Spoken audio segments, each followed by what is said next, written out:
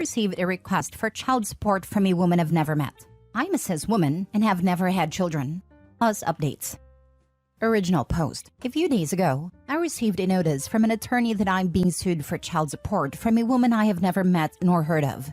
Context: I am a biological woman. I am straight. I have 0 children. I've never done surrogacy, egg donation, or even given birth or come close to it. I contacted the attorney listed on the document, a fairly well-known attorney around where I live, to make sure it was legit. And yep, it's legit. He stated that his client came to him to sue me for backdated and future child support for a 15-year-old and stated that I am the biological father. The attorney had my name, address, and info like my birthday, where I went to high school, etc. Yet somehow didn't know that I am a woman? The attorney also stated that the woman is in her 40s, repeated her name to me, and verified with me if I know her.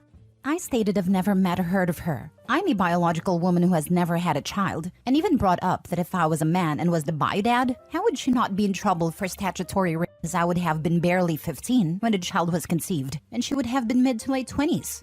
The attorney stated that as an attorney, he needs to follow through, and I need to see him and sign the documents and do a DNA test to confirm any relation to the child. I informed the attorney that it's literally impossible for me to be the father, but he won't take no for an answer and told me to bring my lawyer to his office tomorrow. Do I actually need to get an attorney? Can I just show up and be like, look at me, very much a woman and have never given birth. Leave me alone. I need some proper guidance on where to go from here.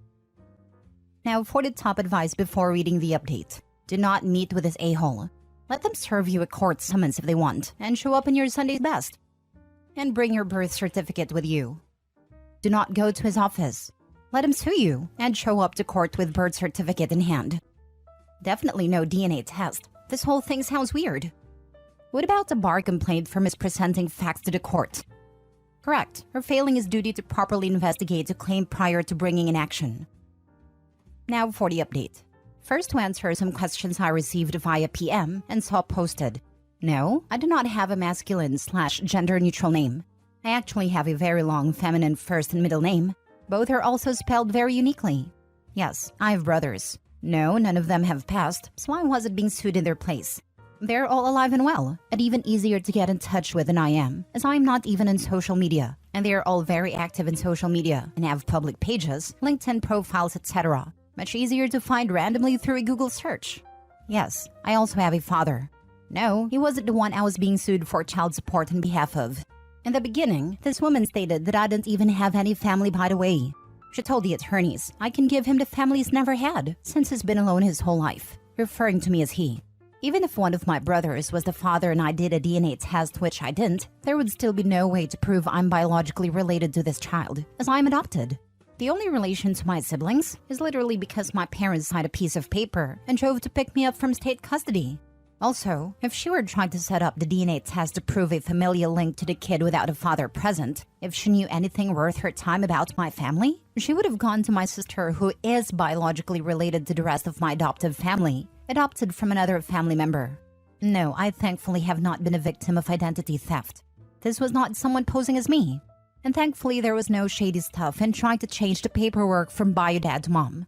Even in the documents this woman's lawyer presented to my attorney, and the documents I was sent, it clearly stated that I was supposedly the biological father.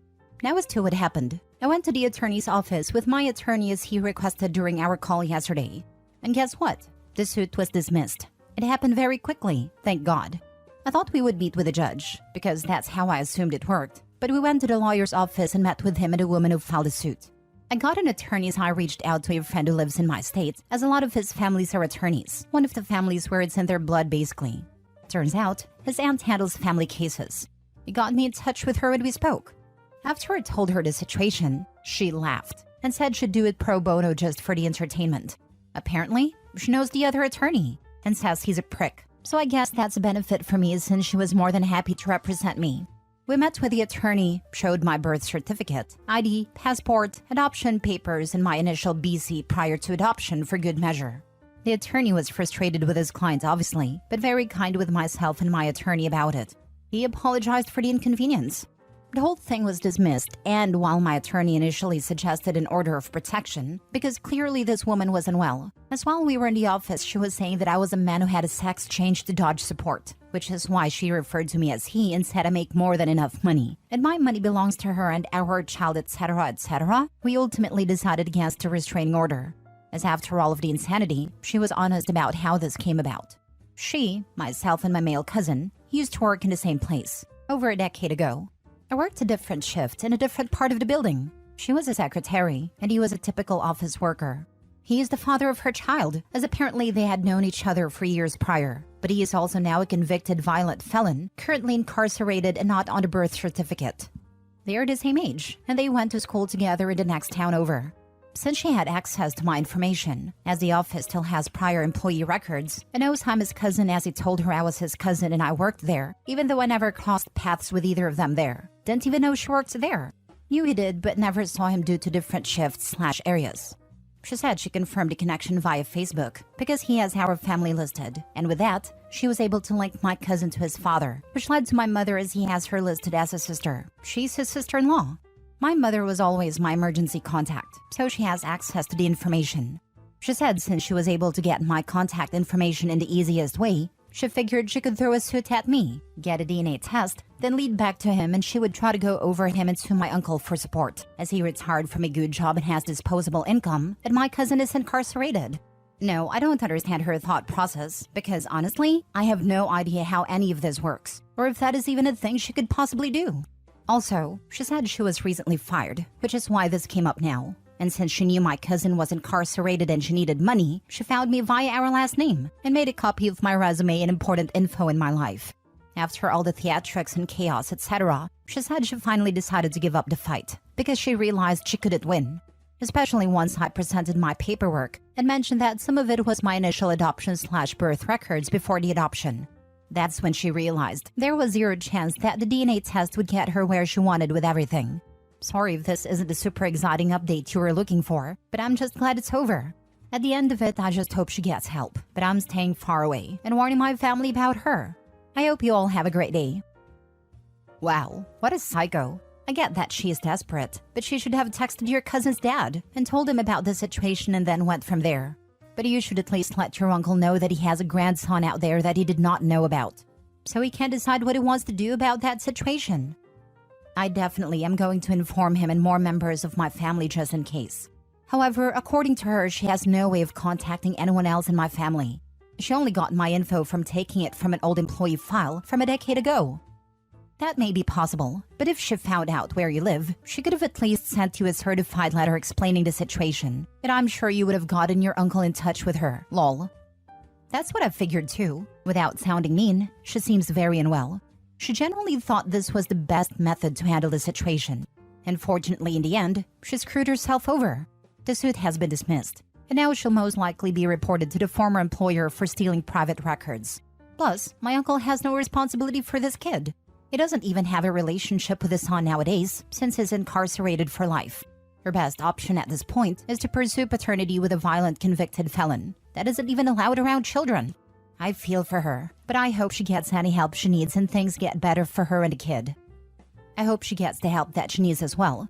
I know this child is in no way, shape, or form your uncle's responsibility, but you took away the option of her son potentially having family and his life by doing what she did. From what I've found out today, she has plenty of family and was with someone up until right before she lost her job recently. The other dude has helped her raise the kid and still plans to be in the kid's life, but as he has no legal responsibilities, she got desperate and decided this was the best method. It's just kind of a mess of a situation, and it comes down to her needing help that even finances can't provide. There's also the issue of legal repercussions, since she openly admitted to stealing private documents and providing her attorney with them with false pretenses. Next story. Am I the a-hole for not congratulating family on a pregnancy that is a terrible idea? My 30 female close family member, 34 male, is expecting their third child with her wife, 34 female. They have 2 children, both under 5, who they frankly have done terrible job raising. Wife is a stay-at-home mom and smokes weed all day while her kids are plopped in front of the TV. The kids aren't in preschool, potty trained, verbally up to par, etc. They've had CPS called on them more than once. They don't have a strong marriage. There has been infidelity in both parties. Recently, about 3-ish months ago, there was a blowout regarding her having an affair. She claimed she was feeling suicidal. I had to take the kids. It was just a mess. They also financially aren't doing great, regularly asking their parents for money. Wild, considering they always have funds for weed and going out. They're basically a hot mess. My family member just told me they were expecting again. I very plainly asked, "How are you feeling about that?" And this was not well received. He said, "You're not happy for us. There's going to be another baby in the family." And again, I very plainly ask, "Do you think you're doing a good job with the children you have?" And that last bit really set him off. He said a lot of unkind things, and we're currently not on speaking terms. They aren't good parents. They aren't providing their kids with a happy, safe family. They cannot afford another child. The math of this affair, or mathing to this child, could be fathered from the affair. Not every pregnancy is a good one. They should not be celebrated. Their family, and obviously the baby, is innocent in this, but am I the a-hole here? Now for the top comments. Not the a-hole. He got mad because he knows you're right. If you speak with him again, make sure to remind him that this kid has a chance of not being his. These kids surely would be better off without their parents. Otherwise, they're being set up for a difficult life where they think all of these behaviors are normal, which could result in a vicious cycle in your family. It is actually a good time to remind your family member that there is still time to get his act together. Not the a-hole. They need several hard doses of reality. And to be honest, you were pretty kind about delivering one as gently as you did, considering you've had to step in. If they're as behind as it sounds like, those existing kids are probably destined for foster care within a year or two. And I think they know they're running on borrowed time there. Not even. I discharged a 7-week-old with an old brain bleed, home to the parents that did it just a couple of weeks ago. CPS cleared them. Their line was inconsistent with the nature of the injuries. For the social worker who witnessed the interview, the CPS worker said, "If you say she fell from a high chair, she can go home with you." So they did. But she's 7 weeks old. She doesn't have the head or trunk control to sit in a high chair. I'd never seen a neurosurgeon cry before that day. Last story. Am I the a-hole for telling my ex-husband's mother he was lying about our divorce? Me, 38 female, and my ex, 37 male, got divorced about 3 years ago. We have 2 children, 9 male and 4 male, who we shared custody of. The divorce was caused by 2 things. Me finding him in our bed with another woman, and the fact that his reaction upon me kicking her out and getting upset with him was to pick up our nightstand lamp and try to hit me over the head with it. During the divorce, there was a stalking problem I'm not going to get into, and we ended up getting court-mandated counseling when it started clearly affecting our sons. Counseling ended up helping, and after the mandated period was over, he decided to find a therapist closer to his home and set up regular sessions. We spent holidays together, so our sons can have their entire family around. So with Thanksgiving coming up, we all get together and decide to host at my house.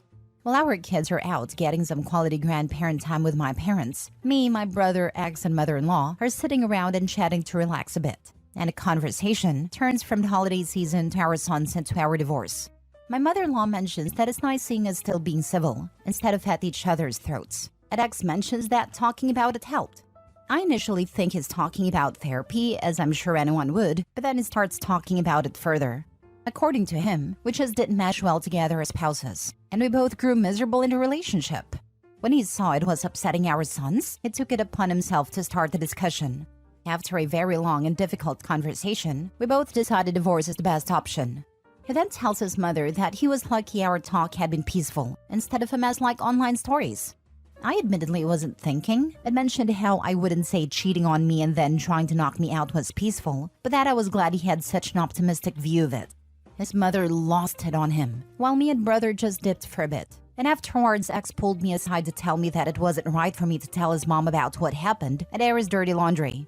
That he had apologized and changed, and was still actively trying to get better, and that it hurt to know I was still upset with him over a mistake that happened years ago. My brother said that he understood where I was coming from and agrees with me, but that it was a bit of a prick move to tell his mom during a holiday, instead of simply putting him aside and talking to him about it, especially since we'd all be under the same roof for a few days. No one told my parents or the kids what happened when they finally got back, but I'm not naive enough to believe they haven't noticed that something had happened. Not the a-hole. Not a freaking chance in this world that you should have to feel a little bit of sympathy for that. He didn't just give 2 cents about marriage while betting someone in your bed, your home, and had the audacity to have a reaction and physically abused you. He assaulted you in your home. Not sure what kind of a father he is, but his family should be aware about his deeds and why this marriage is not working out anymore. It's not about dirty laundry. He made those choices consciously. My husband has never raised his voice at me once, even when I'm wrong. Good relationships are possible. Don't let this stupid, crappy world have you feel otherwise. He just wants to have a perfect picture in his family and friends' eyes, like some men would like to have, because hiding your nonsense becomes easier that way. Again, not the a-hole. Please don't feel bad. Not only did he lie by omission to being a cheater and abuser, he had the audacity to pretend he was the one who recognized the problem and took positive proactive steps to end the marriage on good terms. What a giant a-hole. OP, your brother is wrong. You were completely right to let his mother know exactly what he's capable of. I'm so mad on your behalf. At least mother-in-law was also mad and had tried to defend her precious baby like so many do. Much like an addict, he still has some work to do and hasn't taken full responsibility for his actions. He actively lied right in front of your face to make himself look better. He had 1,000 choices of how to admit fault, and he chose to blatantly lie. He 100% deserved to be called out on his behavior. And I don't think therapy is actually helping if he's lying about where the blame belongs.